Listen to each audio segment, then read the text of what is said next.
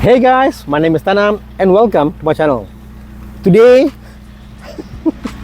today I bought another vehicle and again there, Plus Performance. Let me just zoom in there for you. That's where I am. Plus Performance in USA 1. I've bought another BMW. I bought a BMW that I've never bought in my life. And I think this is going to be a hard one. This is what your parents tell you. Do not get this. But you know what? I bought it. Unrevealing the new lemon car, a BMW X5. Yes, I've bought a BMW X5. And when you talk about the first gen BMW X5, this is the E53. They tell you a few things about the car that kind of kills you. And immediately you can see what's wrong with the car. Let me walk you through. The BMW E53 X5 was from a period or era when BMW had just bought over Land Rover. Yes, at one point in time, BMW owned Land Rover and this was it. And when they bought Land Rover, they said, you know what? Let's get into SUVs. And this was the very first SUV that BMW ever made. Today we hear of so many SUVs. The lineup X3, X5, X6, X7, you name it, they have it. Motorbike shop. Yeah, but back then they only had the X5, the very first SUV. So this car shares a lot of stuff from the Land Rover Discovery. The hill descent mode, for example, in this car came from the Land Rover. So a lot of the stuff inside, capability wise for off-roading, came from the Land Rover. But the interior, let me show you here. The interior in the car, it's heavily inspired from the E39. In fact, a lot of the panels, electronics in the car, the steering, a lot of those stuff came from the E39, which again, I do love. So it has a mix of the E39 as well as the Land Rover. Now, when you buy this car, what do they tell you? They tell you things that can go wrong is, yes, you named it, the air sus. It wasn't actually an air sus per se, it was an air spring. So let me walk you through. What happens is, you've got the absorber here. So this is the normal, typical absorber that you have in any car. It's like a typical absorber. You can see there, it links to the bottom of your knuckle, all the way, all the top of the body. And you have it running and it sits with the knuckle perfectly fine. But it doesn't have a coil spring. Instead, you have this. This is their air spring. Yes, an air spring. And when this fails, the whole car will slam to the ground. This car came to us, or came to me actually, with that failed air spring. Let me show you what happens. This is the balloon. This thing here, it's supposed to be like this. And this is the original Bilstein from back then. And this is how it is when it's failed. It just splits open, tears apart. And the reason why this is gone, because the earlier owner changed to a non-original China part, and obviously they don't last as well. You know, you can see here the bottom bits there is broken. Can you imagine the whole weight of the car sits on this plastic piece?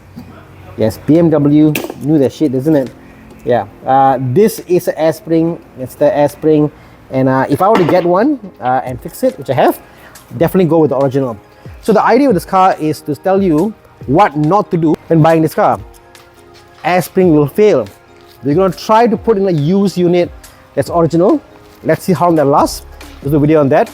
Cost wise, what does it cost you? Well, this is the cheapest running X5 I could find online. Online, I've seen as low as 8,000 ringgit for sale. This one I bought for 5,000 ringgit. Yes, 5,000 ringgit. Give me this M54 3.0 engine. Beautiful car. For 5K I bought, but with issues. A failed SS, that's one. Number two, we've got a broken window. The window must be changed. Number two.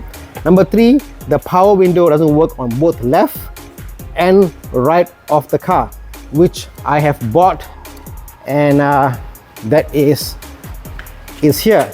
So again, problem with the car, to fix it right now, is 5K for the car. The air sus, used air spring on this car, it's about 500 ringgit for a pair. Brand new, they may cost you in excess of about 2,000 ringgit, but used ones, 500 ringgit, and that's about it. Labor, if you come to Plus Performance, The labor to do this, I can give you for about, it's a 2-hour job. So an hour, it's about 100 ringgit. It's a 2-hour job because you got to open up the boot. Let me show you here. Okay, so you open up the back. When you open up the back, this is the pump. This is the pump for the air spring. This pumps out and gives you that pressure. Over here, you got the accumulator there. Pumps out, pump is here, accumulates there. The small valve there which goes to the air spring. You got to move all this stuff over here. That's about an hour job to do this part, and you got an hour job about raising this and changing this. So 2-hour job, 200 bucks. If you buy a used unit, 500 bucks. That's about it. 700 bucks. You're back on the road if it's a failed air spring. What else is there? Oh yeah, window regulator. On Lazada from China, it's 100 bucks, 100 odd bucks. You buy original probably, or OEM, it's about 200 plus ringgit. So again, both sides about 500 plus window regulator, and you're talking about, hey, you're talking about maybe 150 ringgit in labor per side. Again, nothing expensive. So far so good, isn't it? Yeah. So I think within 8,000 ringgit, I'll have a running, condition, all fixed, sorted X5. Oh yeah, there is still an issue with the engine. There's a small air leak. We'll see what it is. Maybe a vacuum leak, maybe a hose, but we'll get to that. But again, for under 8,000 ringgit, fixed X5, that seems interesting. And the concept is we're going to do this car up and take it a bit off-road, because I love off-road, and to see what mess we can get into. And if the air spring fails again, we're going to do a call over swap, both make it tighten, and to see how that goes. So again, the journey with this car is to see that what happens when you buy a cheap condition old luxury SUV from BMW, and how expensive can it get, or how cheap can it get keeping this car. Stay tuned. Next time, this is me saying, go out there and have a little more fun. Bye guys.